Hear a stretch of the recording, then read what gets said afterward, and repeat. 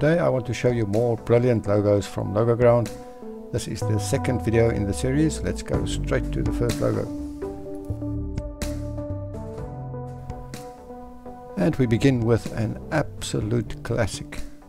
This has to be one of my all-time favorite logos on LogoGround, in my personal top 5. Logos sometimes include a hidden image or message.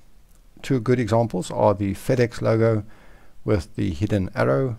You probably know by now that there is an arrow in the FedEx logo. And the other well-known example is the Toblerone logo with its hidden bear. Hiding stuff in a logo is useful. When people find it, they want to show other people. Free marketing. In this logo we see the man's face right away, and if you look closely there is also a woman holding a child. Notice that the secondary image is seamlessly integrated into the hairline of the man. It does not feel forced at all. Beautifully done. What makes this extra special for me is the story that is implied in the logo. The man is not with his family, but he is thinking of them. He stares off into the distance and his family occupy his mind. This makes the logo extremely engaging and memorable, an absolute classic.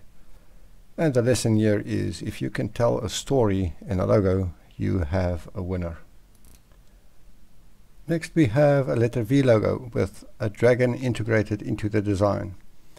The attention to detail in this logo is worth noting. If you compare the top ends of the V, you will notice that they are not exactly equal. The one on the right has more of a curve at the top. If that part was equal to the other side, there would have been too much of a gap there between it and the face of the dragon. So the designer modified the letter to better fill that space. Or perhaps modified the other side to better echo the shape of the dragon's head. And notice that the overall shape of the design fits neatly inside a circle. This is a cool technique that is well worth exploring, especially with this type of intricate design. Of course, there are no rules about boundary shapes. You can explore freely, but if you can confine the logo inside a neat boundary, it adds another level of coolness. And obviously the boundary shape can be anything, whatever you want it to be. In this design, the designer had to add something here to fill the space and to complete the circle. The danger is, if you add stuff to fill a space, it can look like you just added stuff to fill a space. It can be too obvious. It works in this design because the leaves are done so neatly and they are stylistically so consistent with the rest of the design that they feel like they belong in the design. They don't feel superfluous, they feel necessary.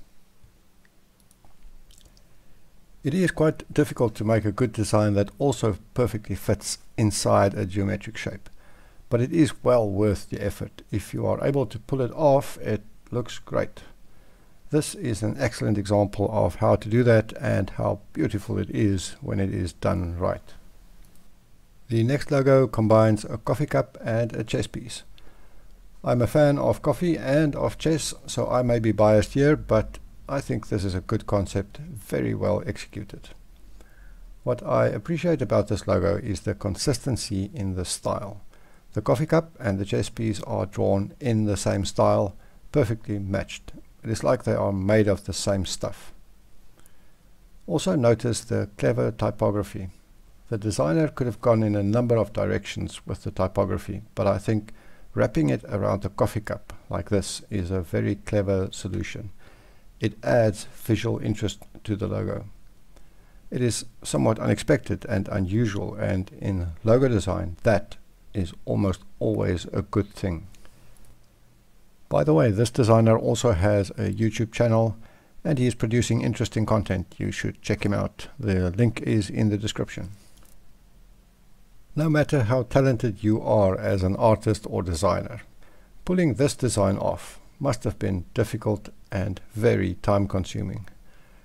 There isn't a lot to discuss here. It is just a good idea for a logo executed perfectly. I love the fact that the designer did not take any shortcuts. There are easier ways to draw fingers and easier ways to draw a crystal ball and the sparkles, but the designer did not compromise. The realism and the attention to detail in this logo is just remarkable. Notice that the fingers are mostly negative space. It is almost like the background itself is reaching forward and gripping the crystal ball, or a mysterious figure reaching out from inside the dark background. As with the first logo, this kind of storytelling can be very powerful in logos. Next we have a skydiving cat. A technique in logo design that is underexplored is drawing the subject from an unexpected angle. If we think of a cat with a parachute, most of us will think of it seen from the side with the cat underneath and the parachute above, and that type of layout will work just fine. But showing the cat from below with the parachute behind the cat is infinitely more interesting.